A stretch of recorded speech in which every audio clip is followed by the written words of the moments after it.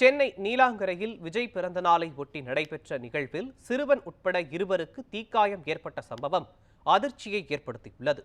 நடிகர் விஜய் பிறந்த நாளை ஒட்டி நீலாங்கரையில் அவரது ரசிகர்கள் சிறப்பு நிகழ்ச்சிகளுக்கு ஏற்பாடு செய்திருந்தனர். இந்த நிகழ்வில் சிறுவன் ஒருவன் கையில் தீப்பற்ற வைத்து ஓட்டை உடைக்கும் முயற்சியில் ஈடுபட்டார்.